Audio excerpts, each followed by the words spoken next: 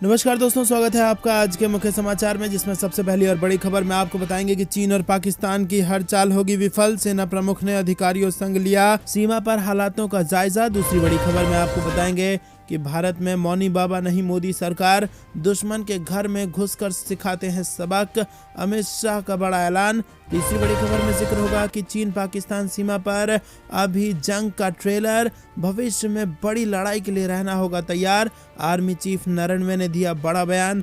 चौथी बड़ी खबर में आपको बताएंगे कि अखिलेश यादव अपने पिता और चाचा की नहीं सुनते तो आपकी कैसे सुनेंगे, अमित शाह ने जयंत चौधरी को दी चेतावनी। और साथ ही साथ पांचवी बड़ी खबर में आपको बताएंगे कि गलवान घाटी झड़प में चीन के 4 नहीं 42 सैनिक मारे गए थे, नई रिपोर्ट में हुआ है इसका दावा। और 10 बड़ी बातें आपको बताएंगे दोस्तों, हर एक खबर की गहराई में ले जाएंगे। लेकिन उससे पहले अगर आपको विदेश की सेना और पीएम मोदी पर पूरा भरोसा है और अगर आप भी ऐसा मानते हैं कि मोदी है तो हर जीत मुमकिन है, तो आप अभी इस वीडियो को लाइक करके 3000 लाइक के लक्ष्य को पूरा कराइए। साथ ही साथ अगर चैनल पर नए हैं तो लाल बटन को दबा के चैनल को सब्सक्राइब करके रख लीजिए और घंटी बजाकर कमेंट में लिखिए जय हिंद। दोस्तों, रुक करते हैं सबसे पहली और बड़ी खबर की तरफ। चीन पाकिस्तान की हर चाल होगी विफल, सेना प्रमुख ने अधिकारियों संग लिया सीमा पर हालातों का जायजा। जी हां दोस्तों, दरअसल दोस्तों सेना प्रमुख जनरल मनोज मुकुंद नरवणे सभी सेना कमांडरों सहित शीर्ष भारतीय सेना के नेतृत्व ने आज गुरुवार को चीन और पाकिस्तान के साथ सीमाओं पर स्थिति की समीक्षा की। बता दें कि हाल ही में पाकिस्तान और चीन सीमा के उत्तरी और पूर्वी सेक्टर में नेतृत्व में परिवर्तन हो गया है। सेना प्रमुख ने सेना के अन्य कमांडरों के साथ चीन पाकिस्तान सीमा पर स्थिति की समीक्षा की और इस दौरान सेना के कमांडरों की उत्तर पूर्वी सेक्टर में पीपुल्स लिबरेशन आर्मी की गतिविधियों सहित चीन की सीमा पर वर्तमान स्थिति से अवगत कराया गया। दोस्तों, रुक करते हैं अगली बड़ी खबर की तरफ।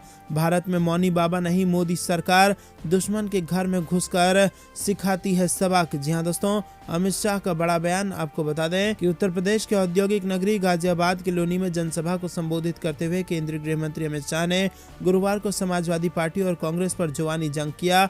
उन्होंने कहा कि हमने यूपी की जनता से 2017 में पूर्ण बहुमत की सरकार बनाने की अपील की थी।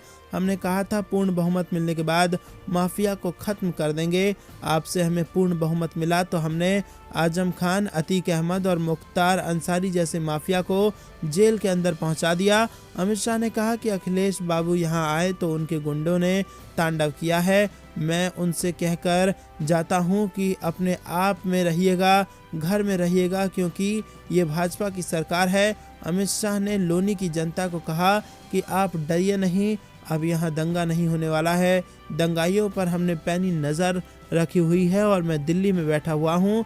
योगी सरकार के 5 साल के शासन में एक दंगा भी नहीं हुआ है। केंद्रीय गृह मंत्री अमित शाह ने जनसभा को संबोधित करते हुए कहा कि समाजवादी पार्टी की सरकार ने दंगा पीड़ितों को आरोपी बनाया और आरोपियों को पीड़ित बना दिया और समाजवादी पार्टी सरकार ने कार सेवकों पर गोलियां चलाई और उनकी लाशों को नदियों में बहा दिया था। हमारी सरकार में पिछले 5 साल में एक दंगा नहीं हुआ। यूपी में किसानों का ऋण माफ करने का काम भाजपा की सरकार ने किया है। गन्ना किसानों को 1,48,000 करोड़ रुपए का भुगतान करने का काम किया भाजपा की सरकार ने। और इसी के साथ हमारी सरकार में पिछले 5 साल में एक भी दंगा नहीं हुआ। ये सब काम गृह मंत्री अमित शाह ने गिनाया है। और इसी के साथ आपको बता दें कि अमित शाह ने कहा कि हमारी सरकार ने पाकिस्तान के घर में घुसकर सर्जिकल स्ट्राइक किया और बदला लिया। मोदी सरकार ने देश को सुरक्षित करने का काम किया है। आज सभी को पता है कि भारत में मौनी बाबा की सरकार नहीं है। उन्होंने कहा कि सपा के शासनकाल में बिजली आती नहीं थी और हमारी सरकार में बिजली जाती नहीं है। हमने यूपी और इस इलाके के विकास के लिए हर संभव कोशिश की है। दोस्तों, करते हैं अगली बड़ी खबर की तरफ। पाकिस्तान चीन सीमा पर अभी जंग का ट्रेलर, भविष्य में बड़ी लड़ाई के लिए रहना होगा तैयार, आर्मी चीफ नरवणे ने कही बड़ी बात। जी हां दोस्तों, आपको बता दें कि सेना प्रमुख जनरल एम नरवणे ने चीन और पाकिस्तान की ओर से पेश राष्ट्रीय सुरक्षा चुनौतियों पर बृहस्पतिवार को कहा कि भारत अभी भविष्य के संघर्षों की कुछ झलकियां देख रहा है और उसके विरोधी अपने राजनीतिक लक्ष्यों को हासिल करने के प्रयास लगातार जारी रखेंगे। जनरल नरवणे ने एक संगोष्ठी को ऑनलाइन संबोधित करते हुए कहा कि भारत अलग तरह की कठिन तथा बहुस्तरीय सुरक्षा चुनौतियों का सामना कर रहा है और उत्तरी सीमा पर घटनाक्रम ने पूरी तरह से तैयार और सक्षम बलों की जरूरत को रेखांकित किया है। दोस्तों, रुक करते हैं अगली बड़ी खबर की तरफ। अखिलेश अपने पिता और चाचा की नहीं सुनते तो आपकी कैसे सुनेंगे? अमित शाह ने जयंत चौधरी को दी चेतावनी। जी हां दोस्तों, समाजवादी पार्टी के साथ गठबंधन को लेकर केंद्रीय गृह मंत्री अमित शाह ने जयंत चौधरी को आगाह किया। उन्होंने कहा कि अखिलेश यादव अपने पिता और चाचा की भी नहीं सुनते, आपकी कैसे सुनेंगे? बुलंदशहर जिले अनूप शहर विधानसभा क्षेत्र में गुरुवार को एक चुनावी कार्यक्रम को संबोधित करते हुए अमित शाह ने यह भी दावा किया है कि समाजवादी पार्टी उत्तर प्रदेश में सरकार नहीं बना पाएगी। योगी सरकार की सराहना करते हुए अमित शाह ने अखिलेश यादव पर निशाना साधा और पूछा कि क्या समाजवादी पार्टी के प्रमुख राज्य में कानून व्यवस्था की जांच कर सकते हैं। उन्होंने कहा कि वो लोगों से नहीं मिलते, केवल प्रेस कॉन्फ्रेंस करते हैं और हमारे जयंत जी को अपने साथ रखते हैं। सरकार वरकार तो बननी नहीं है, ये समझ कर चलना। लेकिन जयंत चौधरी को लगता है कि अगर सरकार बनी तो अखिलेश बाबू उनकी बात सुनेंगे।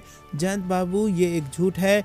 जो अपने पिता और चाचा की नहीं सुनता वो आपकी कैसे सुनेगा? अगली खबर की तरफ करते हैं अगली बड़ी खबर की तरफ। गलवान घाटी की झड़प में चीन के 4 नहीं बल्कि 42 सैनिक मारे गए थे, नई रिपोर्ट में हुआ है दावा और 10 बड़े खुलासे। जी हाँ दोस्तों, आपको बता दें कि भारत के साथ चीन की 2020 में हुई गलवान घाटी की झड़प में चीन के 42 सैनिक मारे गए थे और ये संख्या चीन की तरफ से बताई गई संख्या से 9 गुना ज्यादा है। चीन ने गलवान घाटी की झड़प में 4 सैनिकों के मारे जाने की बात स्वीकार की थी।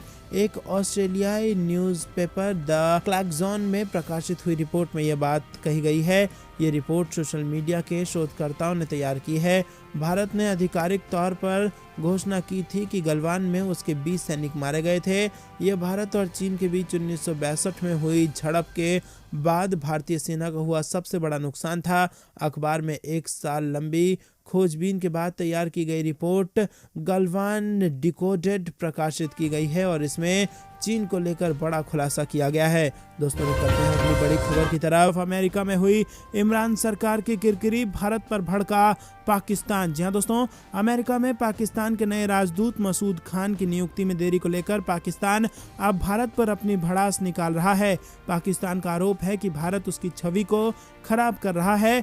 भारतीय मीडिया में छपी खबरों पर नाराजगी जताते हुए पाकिस्तान के विदेश मंत्रालय के प्रवक्ता असीम इफ्तिखार ने मंगलवार को कहा कि ये सभी खबरें बेबुनियाद हैं और मसूद खान की नियुक्ति को लेकर अमेरिका में प्रक्रिया चल रही है। पाकिस्तान की इमरान खान सरकार ने हिजबुल समर्थक मसूद खान को पिछले साल नवंबर में अमेरिका में पाकिस्तान का राजदूत नामित किया था, लेकिन अमेरिका उन्हें राजदूत के रूप में स्वीकार करने में काफी वक्त लगा रहा है। तो दोस्तों, फिर से हुई है पाकिस्तान की इंटरनेशनल बेइज्जती और अमेरिका में हुई है जबरदस्त किरकिरी। रुक करते हैं बड़ी खबर की तरफ।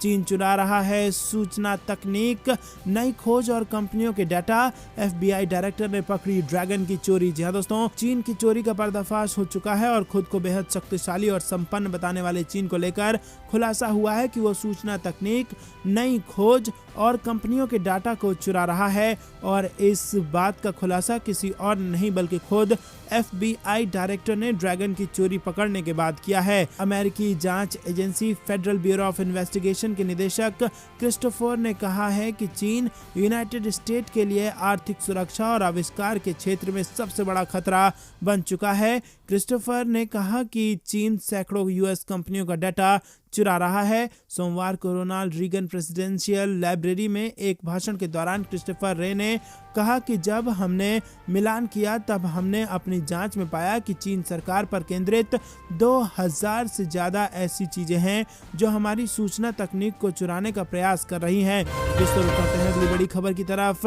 बजट 2022 भारत ने स्थानीय रक्षा खरीद के लिए अलग से रखे 1,03,000 करोड़ रुपए और रक्षा बजट को भी बढ़ाया। जी हां दोस्तों, भारत ने मंगलवार को निजी उद्योग के लिए रक्षा अनुसंधान एवं विकास बजट का 25% अलग रखने के अलावा रक्षा क्षेत्र में आत्मनिर्भरता को बढ़ावा देने के लिए स्थानीय रूप से उत्पादित हथियारों और प्रणालियों को खरीदने के लिए 1,03,000 करोड़ रुपए निर्धारित किए हैं। संसद में 2022-23 के लिए केंद्रीय बजट पेश हुआ है।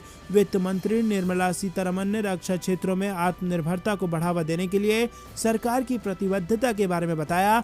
भारत ने इस साल के बजट में सैन्य खर्च के लिए 5,25,000 करोड़ रुपए आवंटित किए हैं और इसमें आपको बता दें कि सशस्त्र बलों के आधुनिकीकरण के लिए 1,52,000 करोड़ रुपए का पूंजीगत व्यय शामिल है और इस साल का पूंजी परिव्यय 2021-22 के बजट के अनुमान से 12.8% अधिक है, जबकि ये 1.35 लाख करोड़ रुपए था। दोस्तों रुक करते हैं अगली बड़ी खबर की तरफ। नौसेना का मिलान 2022 एक्सरसाइज इसी महीने अमेरिका, ऑस्ट्रेलिया, रूस समेत 46 देशों को इसके लिए निमंत्रण। जी हाँ दोस्तों, समंदर में मित्र देशों की नौसेनाओं के साथ मेल मिलाप बढ़ाने और संबंध मजबूत करने के इरादे से भारतीय नौसेना इस महीने विशाखापट्टनम में मिलन 2022 के नाम से एक बड़ी एक्सरसाइज करने जा रही है। इस एक्सरसाइज में हिस्सा लेने के लिए भारत ने अमेरिका, ऑस्ट्रेलिया, रूस, फ्रांस, इंग्लैंड, ब्राजील और फिलीपींस सहित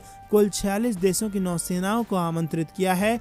खास बात यह है कि मिलन एक्सरसाइज के दौरान सिर्फ बंगाल की खाड़ी में ऑपरेशनल एक्सरसाइज ही नहीं आयोजित की जाएगी, बल्कि विशाखापट्टनम में सभी देशों के नौसैनिकों की एक भव्य सिटी परेड भी आयोजित की जाएगी। भारतीय नौसेना के मुताबिक इस महीने की 25 तारीख से शुरू होने वाली मिलन एक्सरसाइज 2 हिस्सों में होगी। पहला हार्बर फेज होगा जो 25 फरवरी से 28 फरवरी तक रहेगा और दूसरा चरण समंदर में 1 से 4 मार्च तक होगा। दोस्तों रुक करते हैं अगली बड़ी खबर की तरफ।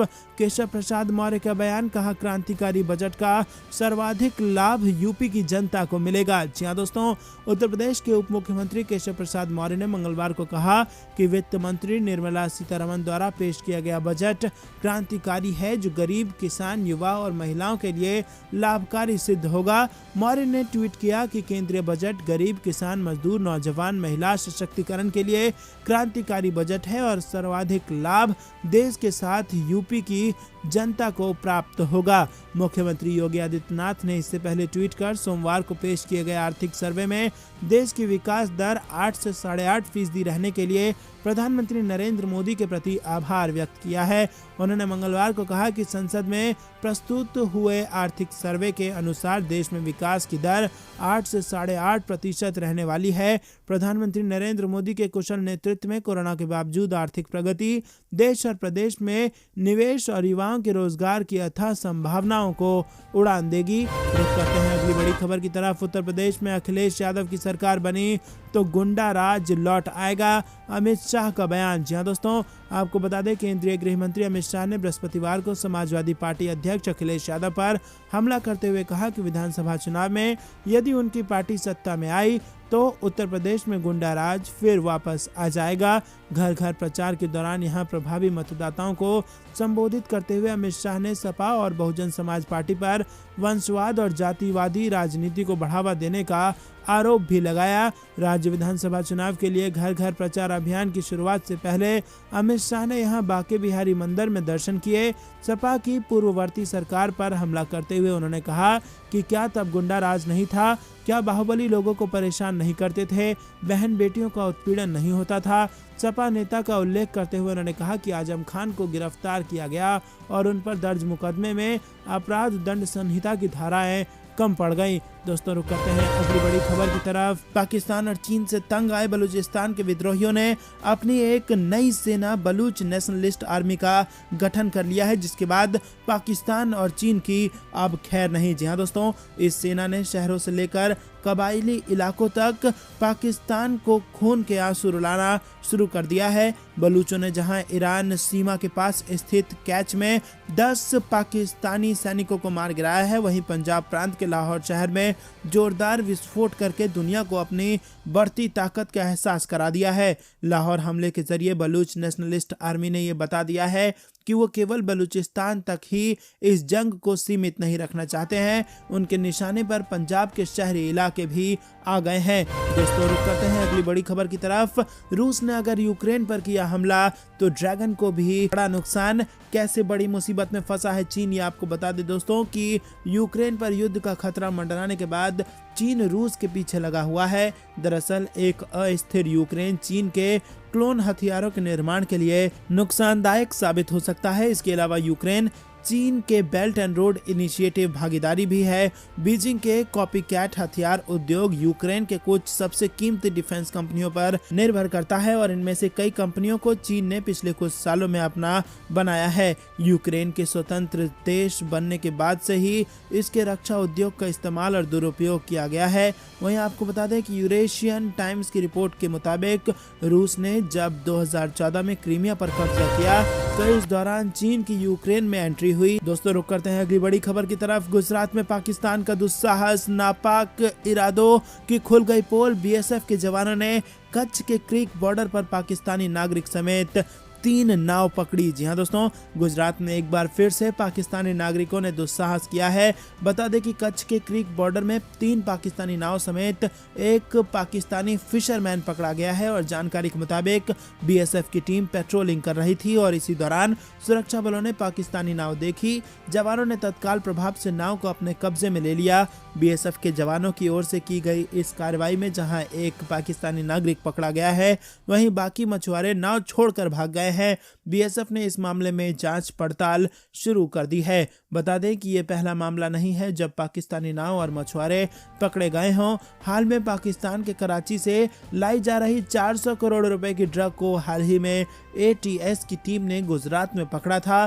पाकिस्तान बोट में कराची के बड़े ड्रग माफिया हाजी हसन का बेटा साजिद सवार था। रुक करते हैं अगली बड़ी खबर की तरफ। अब ड्रैगन पर रहेगी पैनी नजर। एलएसी पर भारतीय सेना करेगी स्विच ड्रोन का इस्तेमाल। जी हां दोस्तों, भारतीय सेना चीनी सीमा के पास एलएसी पर उच्च ऊंचाई वाले मिशनों के लिए शक्तिशाली अल्ट्रालाइट ड्रोन स्विच का इस्तेमाल करेगी और इसके लिए केंद्र सरकार ने एक बार फिर भारतीय कंपनी आइडिया फोर्स के साथ अनुबंध किया है। इससे पहले पिछले साल भी इसी कंपनी को स्विच ड्रोन का ऑर्डर मिला था, जिससे कंपनी ने बहुत ही कम समय में इसकी डिलीवरी कर दी और पिछले साल जनवरी में भारतीय सेना ने स्विच ड्रोन के अधिक ऊंचाई पर उड़ान भरने वाले संस्करण की खरीद के लिए आइडिया फोर्स कंपनी के साथ लगभग $2 करोड़ के करार पर हस्ताक्षर किए हैं। दोस्तों रुक करते हैं अगली बड़ी खबर की तरफ, जिसमें आपको बता दें कि उत्तर प्रदेश के चुनाव से बड़ी खबर आ रही है। यूपी में माफियाओं पर 10 मार्च से फिर चलेगा बुलडोजर।